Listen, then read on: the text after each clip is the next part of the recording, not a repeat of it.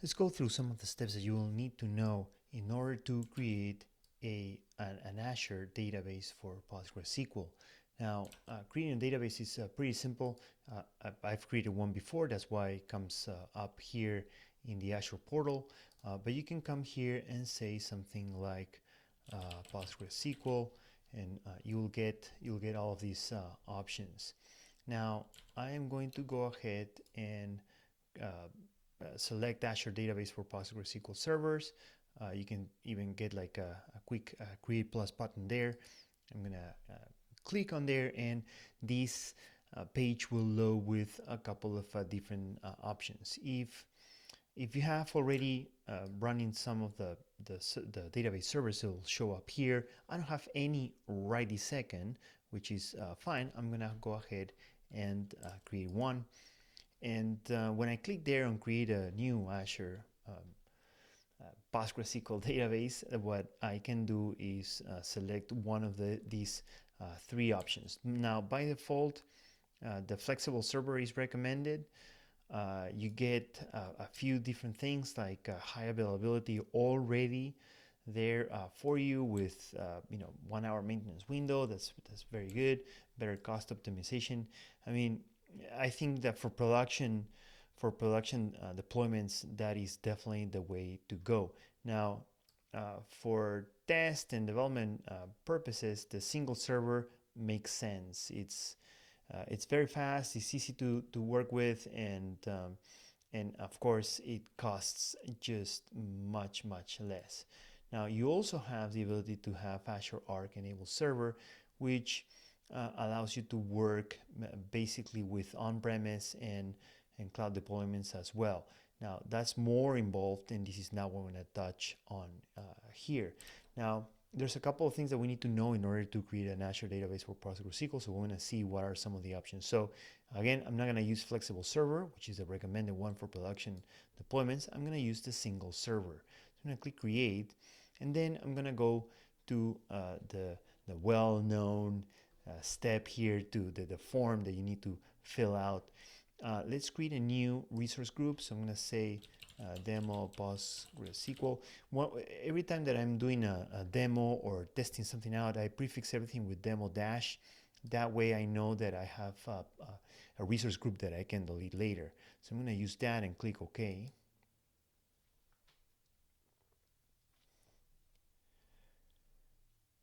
Now I'm going to select a server name. So here I'm going to use something, has to be something unique. So I'm going to use Alfredo-demo. That seems to be fine, but like I'll show you what happens if you don't do something unique. So if I do just demo, you see that server name must be available. So someone probably is using demo, of course. That's why I like to do Alfredo-demo, and that makes these three checks work very well for me. All right, so I don't have a data source. That's neat because you can select a backup. I don't have a backup, but if you do, then that would be neat because you could just pre-fill this database as you created, which is pretty nifty. Let's see. Sometimes what happens is that it's not available on your region. So if I select something, say for example this one, well, it seems like it is available, but in case it's not available for your region, you must change the regions, change the location so that you can find some availability. So it seems that this is going to be for virtual cores and 100 gigabyte storage. That sounds fine.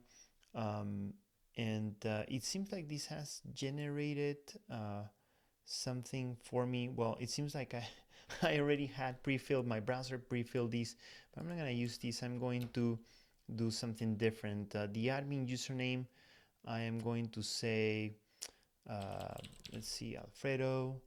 I'm going to use that. And for the password, I'm going to use, let's see, I need to use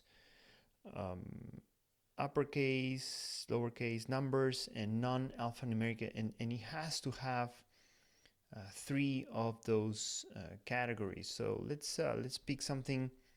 Let's pick something here. I'm gonna say one and $, and then I'm gonna say administrator, and let's see if that works. right? $1 and $sign, and I'm gonna have to confirm $1 and $sign, and then administrator, and then that also works. So it's just like a temporary password.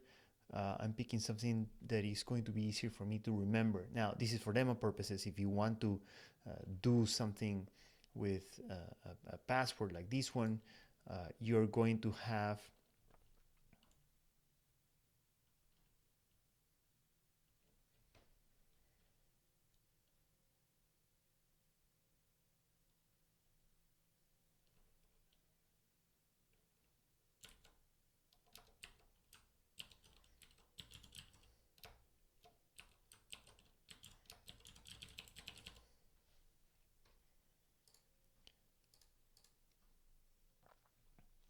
you're going to have to select something that is way more robust instead of my sample password here. And of course I'll delete this because it's for demo purposes and it doesn't have anything. All right, so I'm gonna do review and create, and this looks fine. I'm gonna get rid of that. The estimated cost per month, $267. That's fine. I'm gonna click create PostgreSQL version 11.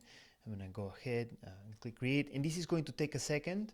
So it's going to load. This deployment is in progress, and it will take a couple minutes, and we'll come back once it completes.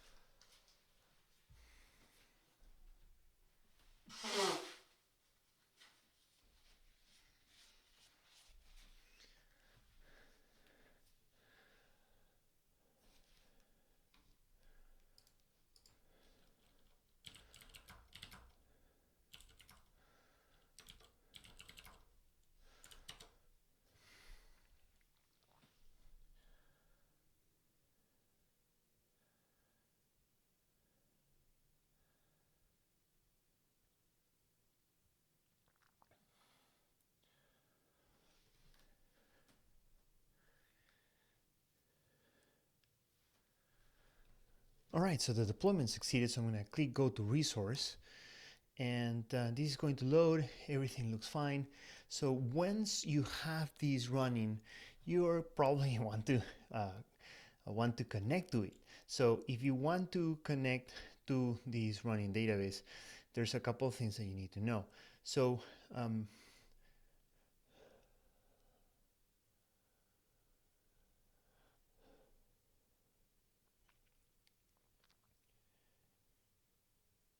from the Azure side, you need to know how to connect. And luckily you have here on the settings side, on the settings panel, we have the ability to look at the connection string. So I'm going to click there.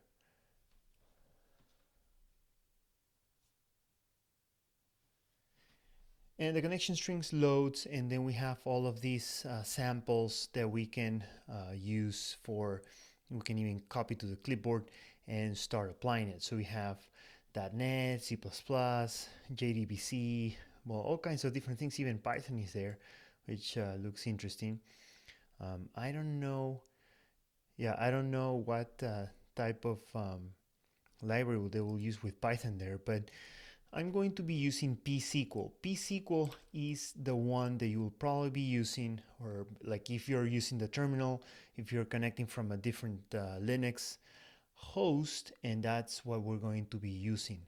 So I am going to make sure that I have pSQL installed. I have a terminal running over here, and this is a server that is running Ubuntu 2004. That's a long-term supported Linux version from Ubuntu based on Debian. And to make sure that I have the right dependencies installed, I've done sudo apt-get. Well, the first thing you need to know, you need to do if you're just turning on this server, you need to do an update. In this case, I've already done it, but I'm just going to run it again so you can take a look at what that means. And sudo apt-get install. What I did is PostgreSQL, and I did PostgreSQL-client, and you can see that it is already installed at the newest version right there. So that is how you get it installed in Ubuntu. Other different Linux distributions will have it different, and if this version changes, you will probably have to make sure that you have the right package. So what happens here is that you need to check if pSQL is installed. In this case, it is installed. I'm going to do pSQL-help, and you can see that it has a lot of options here that we can get to use. So pSQL is great. It's installed. We can now try to connect to this database that we've already launched. So I'm going to go back to the connection strings. I'm going to look at pSQL, and I'm going to copy this to the clipboard, this whole connection string. I mean, my screen is zoomed in. That's why you can't see the whole string here, but I've copied it to my clipboard. I'm going to use that in order to connect. So I'm going to go back. I'm going to say pSQL, and I'm going to paste, and I'm going to say allow. So it seems that it pasted. Let's see. Let's go back here. Let's change pSQL. So what's the problem here? If you were able to pay attention exactly what I pasted, you can see that there's some things that are not quite right. So I'm going to run this just to see what's going to happen. So I'm going to run this, and you're going to say fatal no pg_hpa.conf. This is horrible. It's a horrible error message because it doesn't necessarily tell you exactly what's going on. Well, like I said, like if you're paying attention to some of these details, what happens here is that the DB name, it's a placeholder. It's not getting populated. And the password, of course, it's also a placeholder. Now, you probably don't want to have your passwords in plain text here, but for demo purposes, I'm going to use plain text, and you're going to see my password, which I said it out loud when we were creating the server. So let's go ahead and fix these things, and I'll show you exactly what you need to know. So first, let's figure out what the database is. So I'm going to go back here. I'm going to scroll all the way to the top, select overview, and then here we'll have the server name. So that is the server name. So I'm going to copy this to the clipboard, go back here, and I'm going to repeat the same command, and I'm going to change the DB, the database name, or actually that's the host, the DB name. We don't have, and this is something that you will probably want to know about PostgreSQL. The DB name, like if I go back here, so sorry about that. This is the server name, this is the host, this is already pre-populated, but what's the server name? The database name. So if I go back here, DB name is not the server name, it's the database name. What database are we going to connect to? So one of the default databases that are available for PostgreSQL is Postgres. So we can definitely do that and allow you to connect to the default database, which is Postgres. So whenever there's no database already created, you can do that. So if I had something like something different, like, you know, say from production database, and you could probably select it like this. But because I don't have anything, I'm gonna just use Postgres, and then I need to put in my password. Now again, I'm gonna use plain text here. But you can also, like I said, you can verify all of these details if you go back to the portal, which I did a few seconds ago. So if you remember, I said $1 and then $, and I said administrator. So let's try that. And we are getting a fatal error. And again, no pg_hpa.conf entry for host. So what is going on? Well, these errors are not very useful, but I'll tell you exactly what you need to know. So there's a couple of things that you need to know. First, let's just make sure that we know what our IP is. So what's the public IP of this? I'm gonna say IP echo.net plain, and it is, yes, in fact, 20.22.243.196, which is exactly this one right here. So what are we going to do is we're going to copy this, and you'll see why this is not HTML. Copy, regular copy. I'm going to go back here, and we need to give access. Now, it's not access control. We need connection security. So we're going to click here, and then we're going to have some rules. Now, my local address is .ip, but I don't want my local address. I'm going to say remote Linux workstation. Well, I can say just workstation. How about that? So start IP, I'm going to paste the IP that was reported from my workstation, my Linux workstation. I'm going to say my end IP. So I'm doing a range.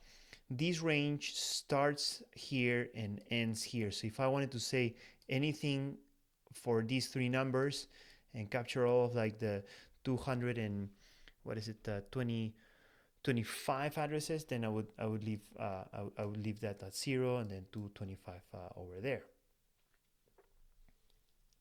Okay, so now we're gonna say save, and then it's going to update the connection security string. So I'm allowing access, public access, from this IP over to my PostgreSQL server. So I'm gonna once again try to connect, and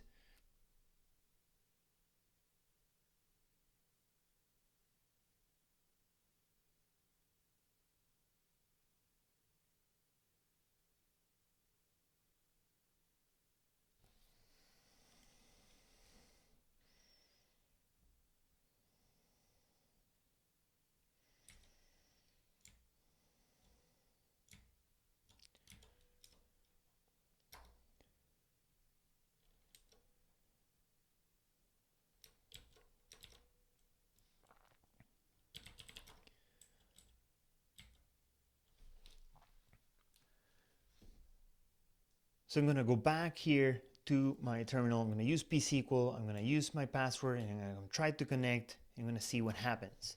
Ooh, fatal, password authentication failed for you. So now this is a very different error message. It says the password authentication failed. So why do you think it might have failed? Well, I'm using plain text here, and I'm using one thing that is a reserved character for my password. Now this is a problem when you're using plain text like this, and for demo purposes, but specifically this $sign is in shell, for both for bash and for C shell and for other shells as well. That's how you determine variables. And what we need to do is we need to escape it. So we're gonna do here, I'm gonna escape it, and we're gonna use that character over there. And now I'm gonna try to connect, and there you go.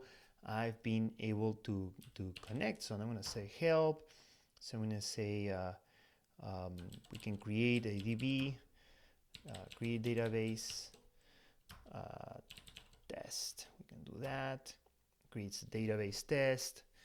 perfect. It totally works, and we're good to go. So there you go. Those are a couple of things that you need to know. We've connected remotely. We've used pSQL for like the client for PostgreSQL to connect to this remote database on Azure. We've changed the connection securities. We allowed this remote IP. We found the IP of what exactly is the IP for that remote workstation that I was using. And we use the connection strings. And I show you a couple of the things that were not pre-populated. We also took a look at the overview, so you could see things like the server name, which I thought it was the database, but you know that now Postgres is the default server, not server name, but database name if you do not have any databases created. And you can see here that there's now a little bit of activity there going on. So there you go. That's how you create an Azure database for PostgreSQL single server that is good for general purpose, but I would say more for like trying it out and doing testing and development.